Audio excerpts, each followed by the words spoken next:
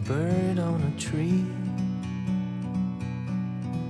I'm just sitting here. I got time. It's clear to see. From up here, the world seems small. We can sit together.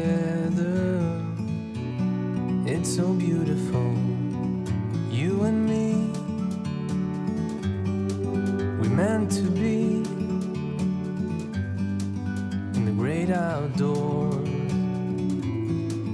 forever free.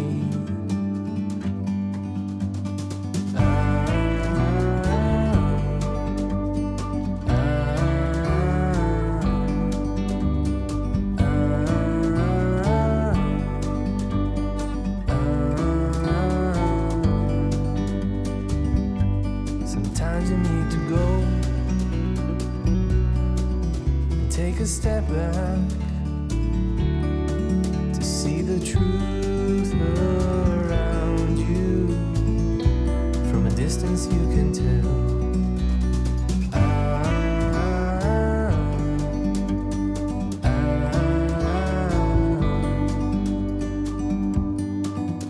You and me were meant to be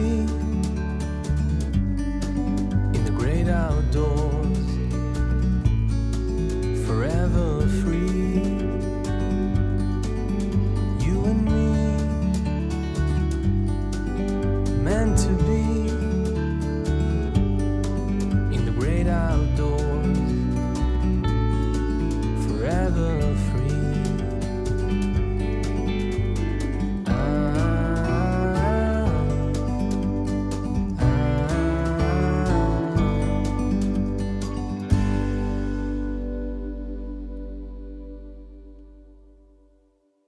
안녕하세요. 안녕하세요. 벌써 11월 2023년 이제 마지막 답사네요. 아쉬우신가요? 네. 뭐 옛날이 가면 또 새 것이 오니까 너무 걱정하지 마시고요. 오늘은 우리 결성의 홈그라운드 옛 결성현 지역을 돌아보려고 합니다. 오늘도 지난 10월에 이어서 김종민 선생님 모셨습니다. 김종민 선생님. 안녕하세요. 네. 오늘 아주 화면빨 잘 받는 의상으로 이렇게 오셨네요. 빨간색으로. 네. 이제 옛 결성현 지역입니다.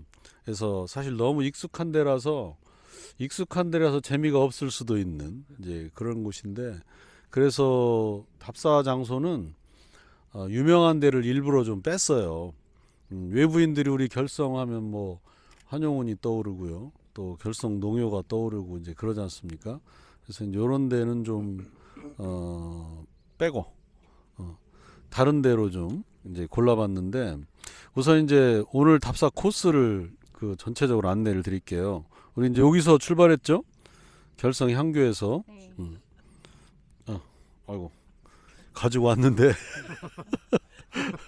결성 향교에서 출발해서 요 읍성 앞으로 이렇게 통과해서 왔어요. 바로 이제 이분 결성이 나온 걸출한 소리꾼 최선달 생가 있는 마을 여기를 지나서 왔습니다. 그래서 이제 지금 이렇게 왔죠.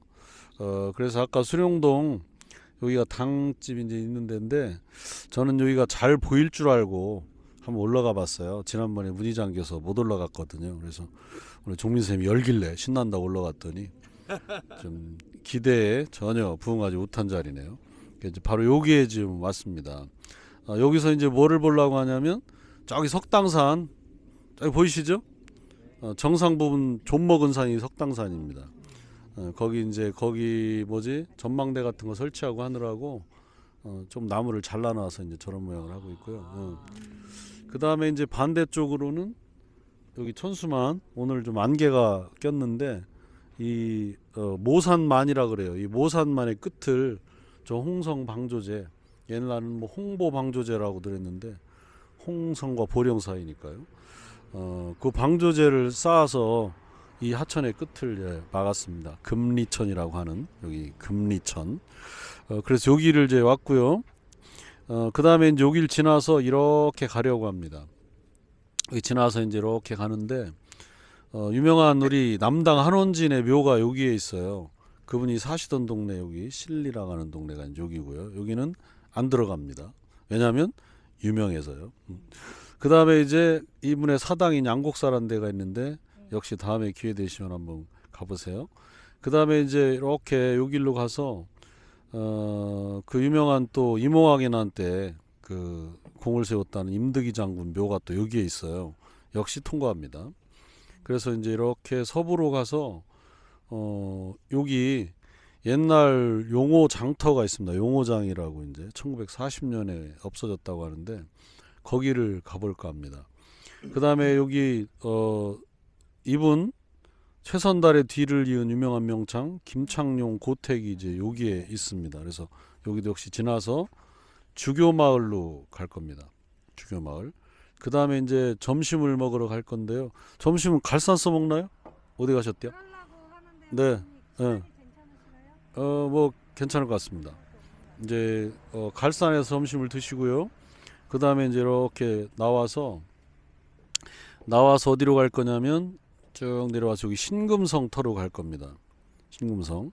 대략 아마 이쯤 되면 우리 종민쌤의 다음 스케줄 때문에 아주 어렵게 모셨어요. 그래서 어쩌면 좀 빠이빠이를 해야 될지도 모릅니다.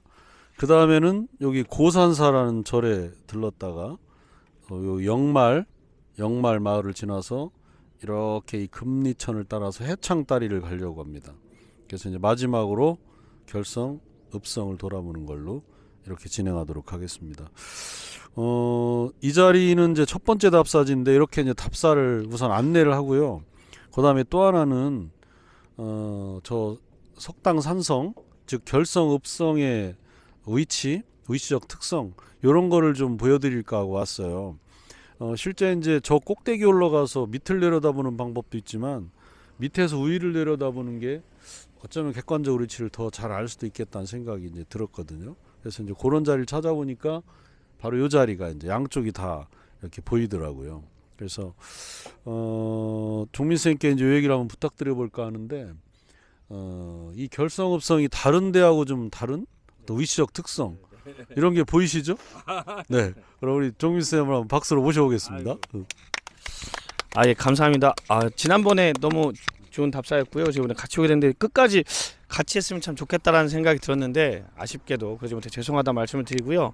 이렇게 답사지를 이렇게 좀 한번 둘러다 보다 보니까 이게 우리 역시 임병조 쌤이 그 이렇게 기승전결에 맞게 갈수록 더 재밌어지는 클라이막스라서 제가 좀 이 뒤로 갈수록 좀 더 재밌어진 것 같은데 그 뒤를 못해서 좀 아쉽다는 생각이 좀 드는데 다음번엔 혹시라도 기회가 있으면 더 같이 하겠습니다. 그래서 우선 결성을 봤더니요, 뭐 다 아시는 것처럼 이쪽에 그러니까 우리가 이제 군현을 할 때 홍주가 목이었고 가장 컸고 그리고 이 지역에 있었던 거의 어떻게 보면 좀 유일한 현이었죠. 그러다 보니까 뭐 광천도 현도 아니었고 광천엔 역이 있었더라고요. 그러니까 여기가 이게 결성이 광천 뭐 서부 은하까지 다 이렇게 총괄하던 현이었더라고요. 근데 그렇다고는 하지만 그래서 현의 규모는 컸냐 그것도 아닌 것 같아요. 이제 현에는 그러니까 현에 파견되는 그 수령이 현령이 있고 현감이 있거든요. 근데 현령 같은 경우는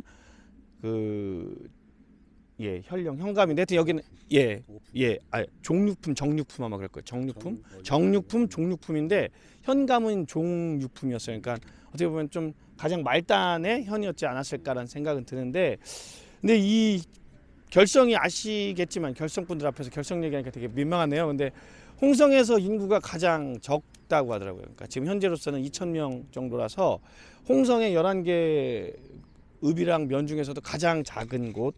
하지만 한때는 이 지역의 중심지였던 그러니까 되게 그런 극명했던 이 두 가지를 볼 수 있는 곳인 것 같습니다. 왜 이렇게 굉장히 어떻게 보면 이쪽의 중심지였다가 이렇게 쇠락하게 됐을까? 그게 바로 교통과 뭐 이런 여러 가지 방어와 이런 것 같아요. 그러니까 결성이 커졌던 가장 큰 이유는 이쪽에 그러니까 성이 생기고 현이 있었던 이유는 좀 아까 말씀하셨던 그 읍성, 산성과 결합된 것 같은 읍성의 역할이 굉장히 컸고 그리고 또 이런 거를 이제 그 우리가 물로도 들어올 수 있고 육지로도 나갈 수 있는 그런 약간의 그런 그러니까 양쪽을 다 할 수 있는 굉장히 교통의 요지였잖아요. 그렇기 때문에 그러니까 우리 흔히 내포라는 곳의 상징이 그러니까 우리가 그 택리지를 보면 이 내포가 충청도에서 가장 살기 좋은 곳이라고 하는데 그 가장 큰 이유 중에 하나가 왜 충청도 하면 음식이 맛없기로 유명한데 그나마 이 내포는 물산이 굉장히 풍부하기로 유명한 곳이죠. 그래서 음식이 그나마 낫다라고 하는 게 왜냐하면 육지의 산물과 그러니까 바다의 산물을 전부 다 만날 수 있는 곳이거든요. 그러니까 그런 두 가지 요소, 그러니까 방어적 위치와 그런 또 교통로의 위치로 결성이 굉장히 커졌던 것 같아요. 하지만 뭐 다 그렇듯이 그 근대화가 되면서 교통수단이 육지 교통수단으로 바뀌게 되죠. 대표적인 게 기차잖아요. 그러니까 사실 지난번에 홍성 얘기할 때도 말씀드렸지만 장항선이 그닥 굉장히 뭐라고 하다 이렇게 크고 그랬던 교통로는 아니었지만 그럼에도 불구하고 연해 또 홍성에서 장항선에서도 벗어나 버리는 10몇 킬로라고 하던데 홍성역에서요 그 직선거리로 12킬로인가를 벗어나던데 그러다 보니까 홍성에서도 가장 쇠퇴해 버리는 그러니까 홍성 자체가 근대화 시절에 쇠퇴했지만 그 홍성에서도 결성이 또 쇠퇴해 버리는 이런 게 된 것 같아요. 그래서 이곳을 보면 그런 이렇게 흐름을 볼 수 있다라는 것 같고요. 그리고 여기에 위치를 보시면 이게 천수만이잖아요. 그러니까 이 지역을 지도를 크게 여기까지 잘렸는데 보시면 정말 여기는 아무것도 모르는 사람이 봐도 야 여기는 정말 안전한 바다겠구나라는 생각이 들어요. 그러니까 우리가 이제 보통 내해라고 하죠. 육지 사이에 끼어 있는 전형적인 내 우리가 안면도를 섬으로 알고 있는데 안면도가 섬이 된 건 조선 명종 때인가 인조 때 다리를 뚫어버리는 거고 근데 이제 그 왜 그러냐면 이쪽을 돌아서 가야 되는데 여기 섬이니까 이렇게 돌아가야 되는데 거기가 물살이 굉장히 세서 이 우리 조은선이 계속 난파가 된대요. 그래서 고려시대 때 굴포 운하를 뚫는데 거기가 화강암 재질이라서 운하를 실패합니다. 그래서 결국은 다리를 뚫어서 이 안쪽으로 가버리는. 그러니까 이게 내해의 가장 큰 장점이죠. 파도가 잔잔하다는 거. 그래서 우리가 일본의 세토내해나 세계에서 제일 유명한 내해가 지중해라고 하죠. 가장 잔잔한 바다. 그게 교통로의 발전 그리고 또 해상에 그런 거에 굉장히 영향을 주는데 여기 지도를 보면 정말 누가 봐도 내해고요. 근데 그 내해라는 것이 또 군사적인 관점에서 보면 최고의 해군 기지가 될 수 있는 곳이더라고요. 그러니까 여기가 내해였기 때문에 물산이 풍부했기 때문에 당연히 왜구들의 어마어마한 표적이 될 수밖에 없었고요. 하지만 또 그 왜구를 방어하기 위한 해군 기지로서도 가장 적절한 곳이 바로 이곳이 아니었나라는 생각이 듭니다. 그래서 그 왜구에 따라서 이제 서해안의 읍성을 잠깐 얘기해 드리면 지난 시간에 이어서 안 오신 분들 계시니까 우리나라 읍성의 국가라고 할 정도로 읍성이 굉장히 많이 생기는데 우리나라 읍성의 대부분은 삼남 지방의 해안가를 따라서 조성이 된대요. 왜 하냐면 그 왜구의 창궐이죠 사실. 뭐 왜구가 진짜로 어마어마한 피해를 줬으니까요. 그래서 해안가를 다 비웠다고 합니다 원래는. 그러다가 고려 말부터 뭐 최영, 이성계, 최무선 그리고 뭐 조선 초에 뭐 이종무 이런 사람들이 그나마 왜구를 좀 격퇴하면서 해안가 쪽으로 사람들이 살기 시작하는데 아무래도 해안가가 살기가 좋잖아요. 물산도 풍부하고. 근데 그러다 보니까 읍성을 많이 만들게 됩니다. 그래서 세종실록을 보면 삼남지방 충청도, 전라도, 경상도의 전체 읍성의 65%가 여기에 다 있고요. 그리고 그 65% 중에 이 충청도 지역에는 그러니까 그 전체가 아니고 그 삼남지방의 약 25% 정도의 읍성이 존재한대. 근데 왜 충남은 그거밖에 없을까 했더니 다른 곳은 두 면이 바다지만 충청도는 한 면만 바다거든요.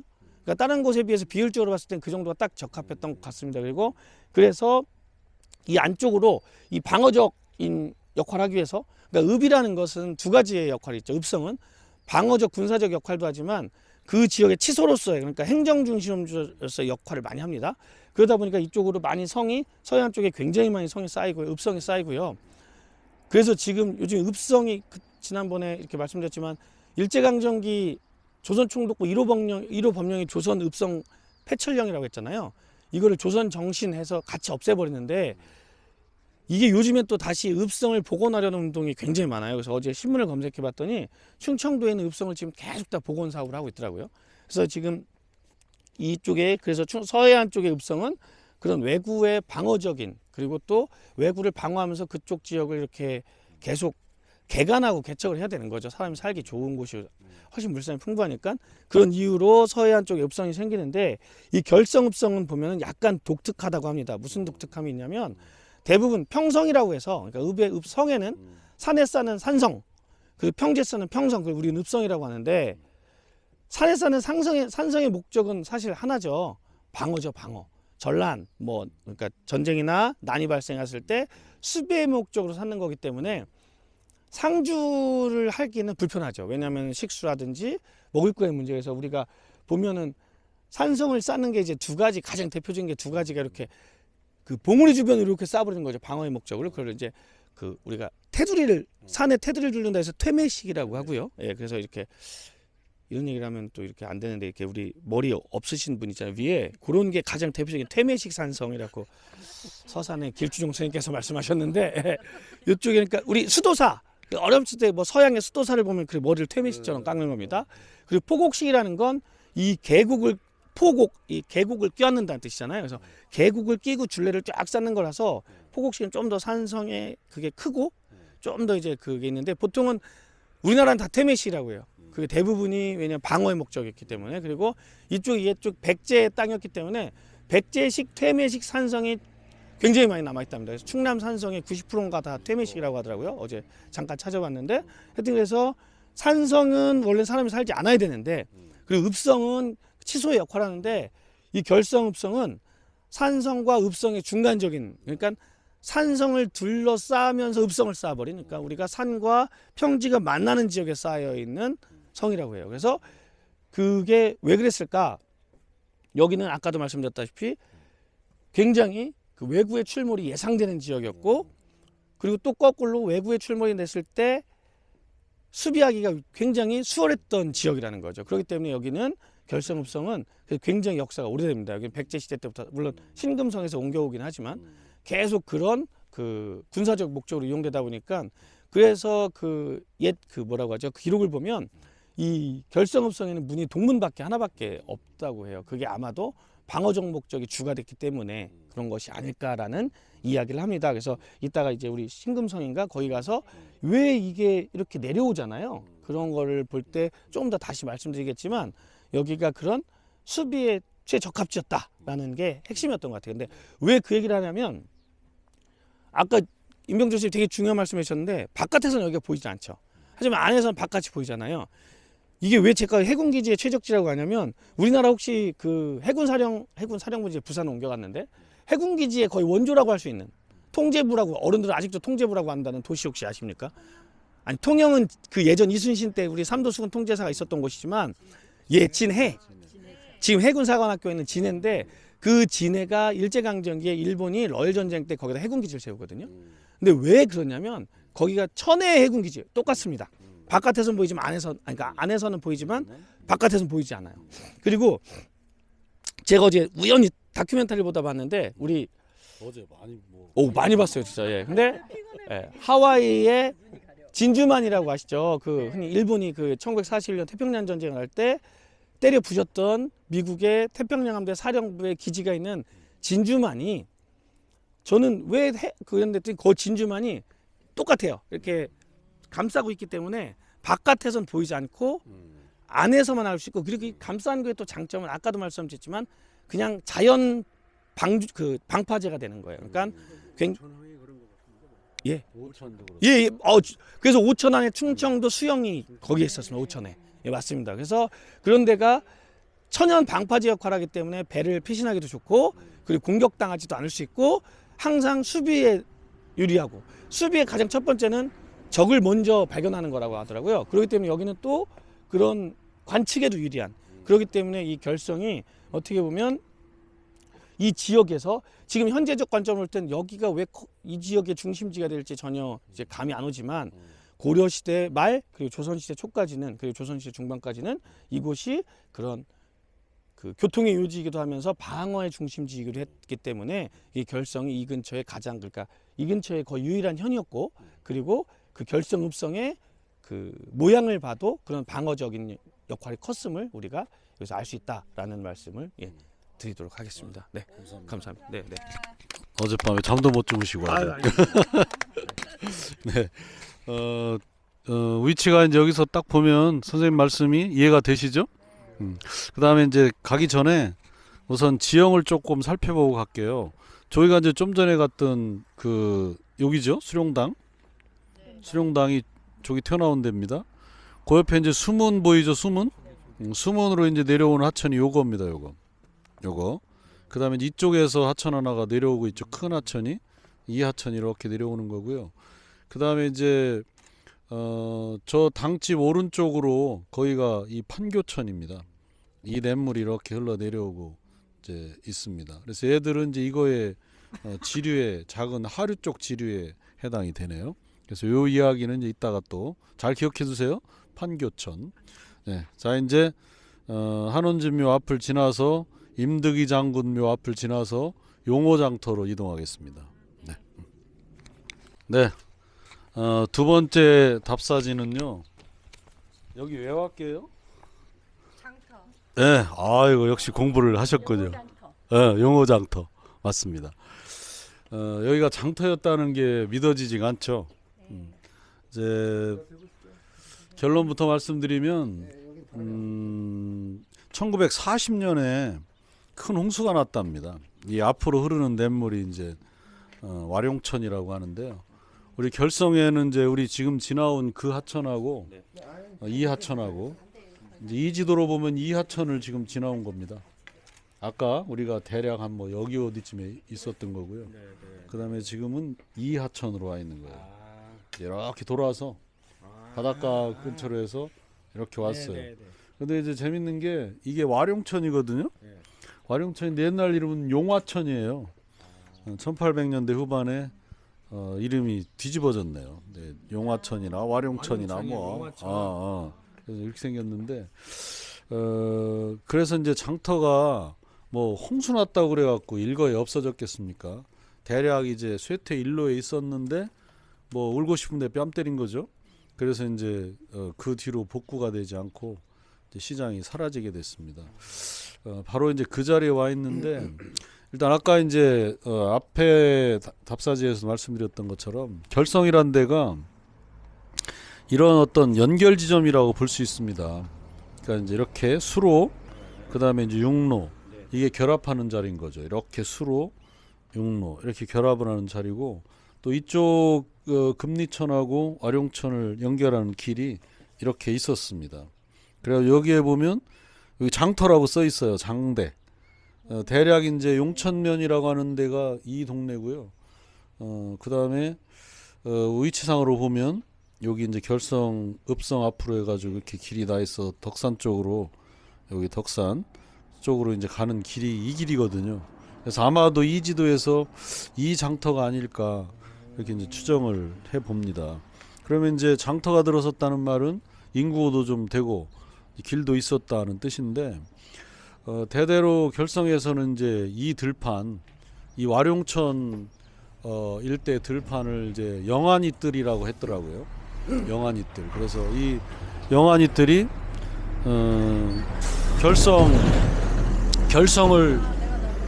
결성을 유지하게 하는 중요한 생산 기반이었다고 볼 수 있겠습니다. 그래서 우리 그 읍성 앞에 있는 그 들판 하고 이제 이 들판 이게 이제 중요한 생산 기반이었다고 볼 수가 있겠습니다. 그래서 결성을 쭉 보니까 이 시대별로 어떤 성격이 유지도 되고 바뀌기도 하고 그랬어요. 그래서 우리 결성을 돌아볼 때 이제 이번에 답사 주제를 어떤 지역의 특성의 변화를 사회 경제적인 조건의 변화 이런 걸로 한번 이제 보려고 합니다. 근데 이제 여기서는 그런 면에서 본다 그러면 여기가 이제 고대 국가가 자리를 잡았었다고 그래요. 그래서 이제 뭐 고비리국 또 진번 이런 이름을 가진 고대 국가가 있었습니다. 국가라고 하니까 뭐 큰 오늘날 같은 국가를 생각하면 안 되고 일종의 이제 부족 연맹체 그런 정도 크기라고 봐야 되는데 어쨌든 삼국 이전에 고대 국가들이 있었다는 말은 어쨌든 당시는 도시가 형성되는 경제적 베이스는 농업이잖아요. 그러니까 농업이 발달할 수 있었고 이제 그런 농업이 길게 오면 조선시대의 그런 이제 결성 농요 이런 데까지도 이어지는 농업 생산성이 비교적 잘 갖춰진 이제 곳이었다는 거고 이 용호장터도 그런 것들이 반영된 곳이다라고 얘기할 수 있겠습니다. 근데 이제 이 지도를 보면 장터가 잔뜩 표시돼 있어요. 특히 이제 이건 9년마다 특성들을 조금씩 다르게 표현했기 때문에 지도 제작자의 뭐 관점이 다를 수도 있겠지만 어쨌든 다른 9년보다는 장터가 많이 나와 있습니다.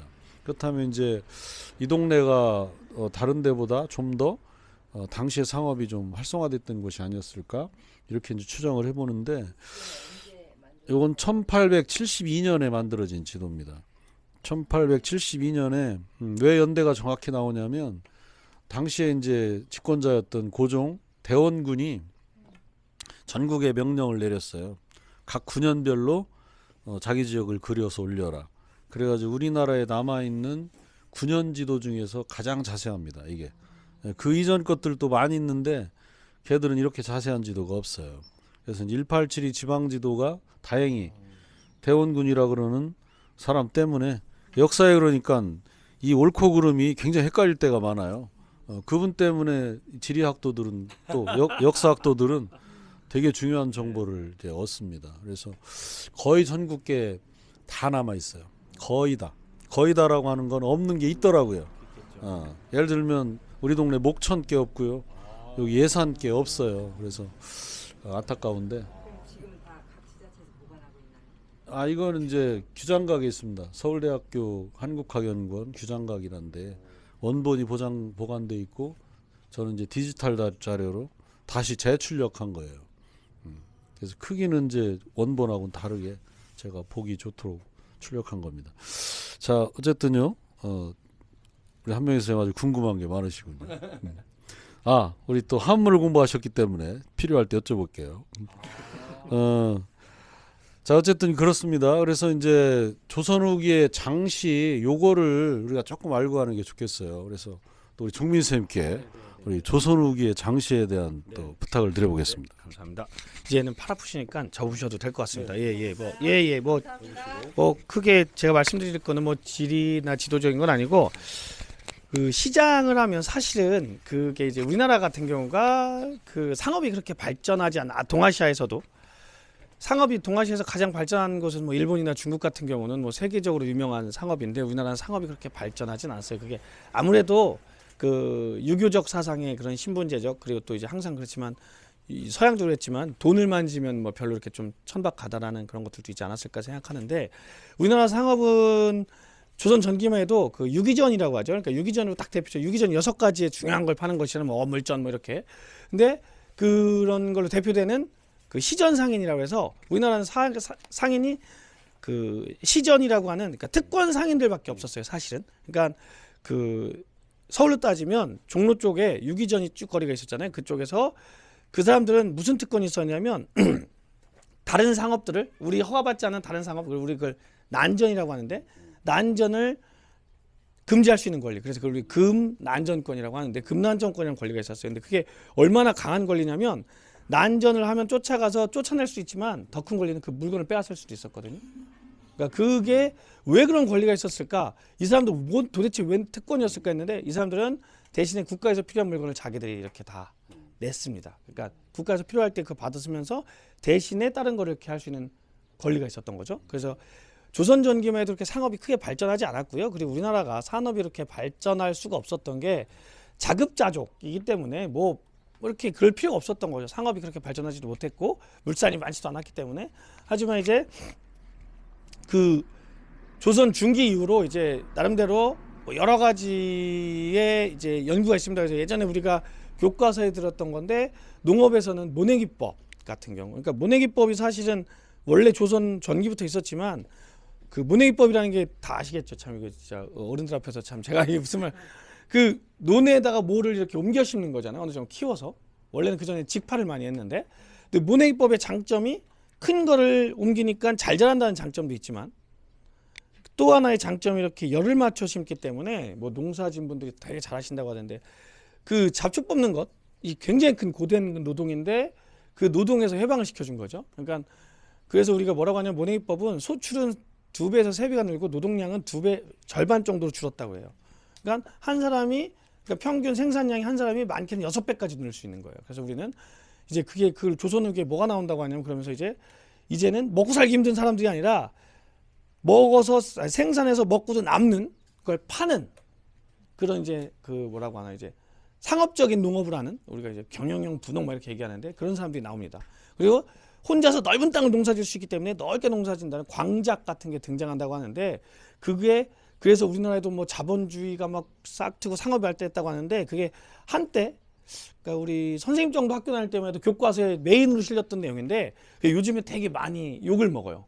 그러니까 왜 그러냐 비판을 많이 받는 게 그렇게 우리나라 조선 후기에 막 상업이 발달하고 자본주의가 발달했다고 얘기하는 가장 큰 이유가 그 식민사관을 극복하기 위해서였거든요.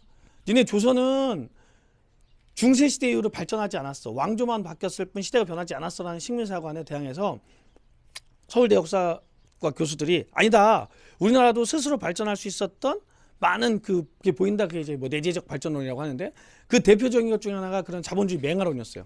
싹트고 있었다. 니네들이 우리 짓밟지만 않았어도 우리도 충분히 자본주의 국가 성장할 수 있었다는데 요즘에 그 좀 많은 비판을 받는 게 사실 광작이라는 게 얼마나 이 퍼센트로 따졌을 때 얼마나 됐겠냐. 그래서 그런 비판을 받지만 하여튼 명확한 건 조선 생산성은 조선 중후기에 들어오면서 굉장히 많아지는 건 사실이었던 것 같아요. 왜냐하면 모내기법을 해야 되는데 노내기를 하기 위해서는 잘 아시는 것처럼 논에 물을 채워넣어야 되잖아요.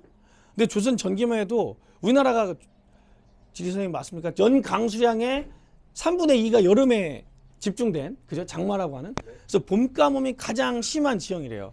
근데 모내기를 하려고 우판에다 물을 길어놨다가 봄 가뭄이 와서 논에다 물을 못 대면 그게 농사를 못 진다고 합니다. 직파의 시기를 놓치기 때문에. 그러기 때문에 모내기를 법적으로 금지시킵니다. 못하게. 근데 이제 조선 후기 들어오면서 그 기술이 혁신되죠. 그게 보기술. 보기술이 뭐 별것도 아니죠. 물에다가 뚝을 싸가지고 물이 뭐 이렇게 수위가 높아지면 물을 끌어오기 편하게 하는 지금 뭐 이명박 전 대통령의 4대 강보 얘기하는데 그 보가 그 보고요. 그리고 또 이제 수차라고 해서 용골차인가 해서 그 용에 이렇게 비늘처럼 보였다 해서 물을 퍼올리는 그런 수차의 기술이 굉장히 개발되면서 이제 흔히 논에다 물을 댈 수 있게 되면서 모내기법이 전국적으로 이렇게 삼남 지방을 중심으로 굉장히 확산이 돼요. 근데 모내기법의 장점은 생산량의 증가도 있지만 1년 이모작이 가능하다는 굉장히 큰 장점, 경제적으로 강점이 있거든요. 그러니까 직파를 하면 더 일찍 씨를 뿌려야 되는데 모내기는 우리가 5월달 우리 어렸을 때 6.25 전쟁이 일어난 이유 중에 하나가 모내기 하느라고 사병들이 다 휴가 나가서 간다는 막 얘기하는데 5월, 6월에 모내기를 하잖아요. 그러니까 그 전까지 충분히 다 보리를 나 또는 콩이나 뭐 이런 것들 다 수확을 할 수 있게 됩니다. 그래서 1년 이모작이 가능해지는 것.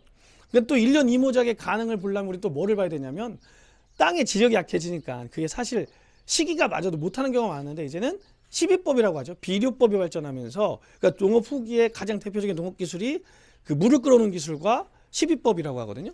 그러면서 농업 생산량이 증가되는 건 맞는 것 같아요. 생산량이 증가된다는 건 우리가 흔히 먹고도 남는 잉여 생산물이 남는다는 거고 그 잉여 생산물을 해결하기 위해서는 당연히 상업이 발달할 수밖에 없잖아요. 상업이 발달한다는 건 유통이 발전한다는 소리고 화폐가 돈다는 얘기거든요. 그러니까 조선 전기만 해도 돈이라는 게 의미가 없었죠. 돈을 쓰지도 않았고 돈의 역할을 했던 게 뭐 배라든지 쌀이라든지 이런 거였는데 조선 후기 상평통보라든지 이런 돈이 나오기 나오는 건 아니지만 돌기 시작하는 게 그런 이유입니다. 그러니까 왜냐하면 시장이 발달하고 유통이 발달하면 예전처럼 그런 쌀이나 포목으로 돈을 하기엔 너무 불편하잖아요. 그래서 동전이 굉장히 활발할 수 있고 그 또 경제 선순환이라고 하는데 그러면서 굉장히 그 상업이 이제 발달하게 되는데 그 상업 발달의 가장 큰 문제는 아까 말씀드렸던 시전상인들의 특권이었던 거예요. 왜냐하면 특히 서울에서만 해도 굉장히 많은 상업이 발달하면서 난전이라고 하죠. 우리가 왜 애들이 집 어질러 놓으면 아이고 난장판이네 하는 그 난장이 그겁니다. 그래서 왜냐면 이 사람들은 도깨비 시장이에요. 장을 벌렸다가 떴다 그럼 치워야 되거든요. 그렇기 때문에 난전이 많이 벌어지는데 난전은 주로 어디서 많이 벌어질까요? 당연히 사람이 많이 다니는 곳, 또 물품의 교환이 활발한 곳에서 많이 벌어집니다. 그런데 이제 이 난전이 너무 커지고 그러면서 이제 상업 발달이 커지니까 국가에서도 이걸 금지를 할 수가 없는 상황까지 오게 되면서 조선 후기 정조 때는 시전 상인들에게 그 금난전권을 폐지해 버려요. 그러니까 시전 상인들이 난전을 금지할 수 있는 권한이 다 폐지가 됩니다. 그 얘기는 자유로운 상업 활동이 보장이 되기 시작하는 거예요. 그러면서 조선 후기에 그 이제 내륙 수유를 이용한 각 지역의 지방 상인들이 성장하기 시작합니다. 그게 여러분 다 아시는 것처럼 뭐 당연히 서울에는 경강상인이라고 하죠. 한강유역을 중심으로 수도니까 당연히 경강상이 제일 셌고 그리고 주로 인삼 같은 걸 많이 팔았던 어떻게 보면 우리나라 조선의 가장 재벌 집단이었던 송상, 개성의 송상, 그리고 청나라와 교육을 하면서 돈을 많이 벌었던 의주의 만상, 일본과 이렇게 교류를 많이 하면서 돈을 많이 벌었던 부산 동네의 내상, 그런 거대한 상인 집단, 지금 따지면 대기업들이 막 등장하게 되는 거예요. 그런데 이 상인 집단이 무슨 짓을 하냐면, 그걸 이제 우리는 상업 발달의 어떻게 보면 단계인 것 같은데, 독점을 하기 시작해요. 우리 허생전을 보면 허생 돈 버는 얘기 잘 나오잖아요. 말총을 다 사서 갓을 만들어야 되는데 말총에서 돈이 확 올라가니까 몇 배 이득을 취해서 팔고, 또 그걸 또 뭐 감인가 귤을 또 싹 사들이고, 원래 지금은 아시겠지만 독과점법으로 다 큰일 나는 건데, 그 당시에 사상들이 그런 식으로 돈을 많이 벌었어요. 그걸 도고라고 하는데. 그러면서 상업이 굉장히 커지게 되는 거죠.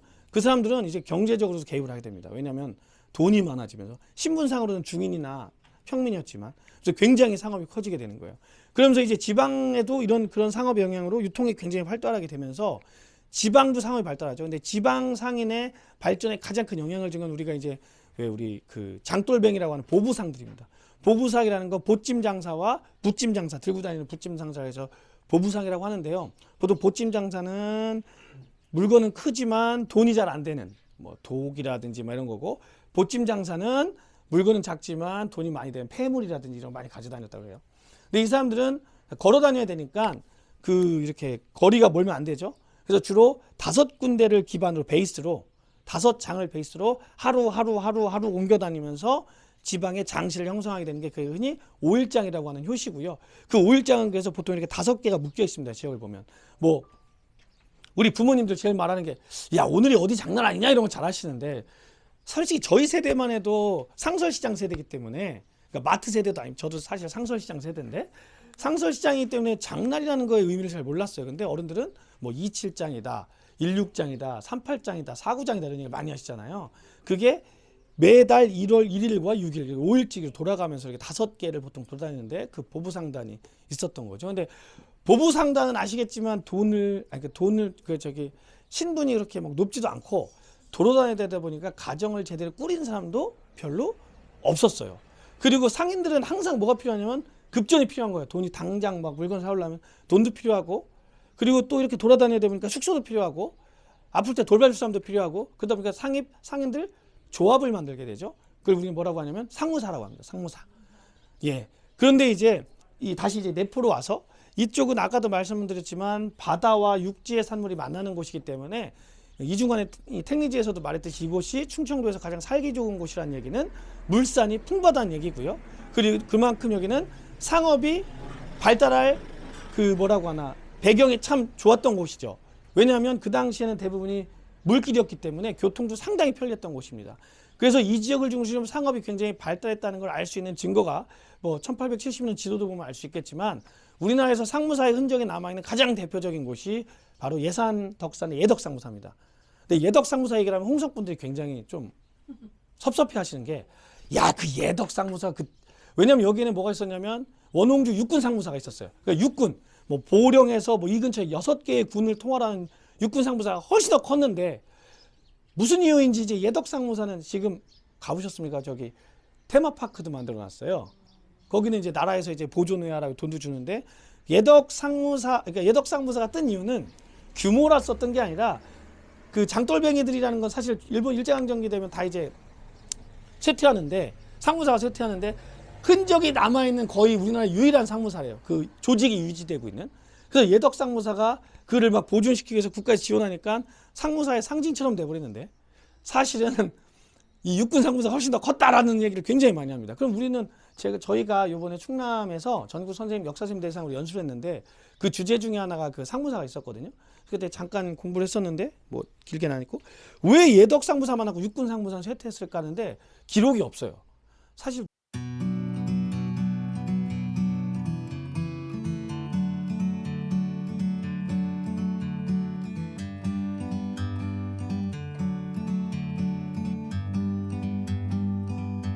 like a bird on a tree. I'm just sitting here. I got time. It's clear to see from up here. The world seems small,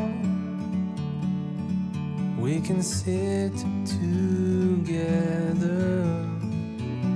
It's so beautiful, you and me. We meant to be in the great outdoors, forever free.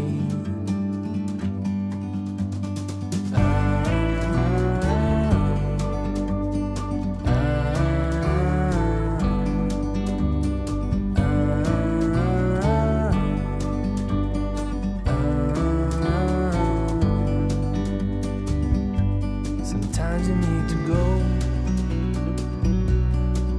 and take a step back to see the truth.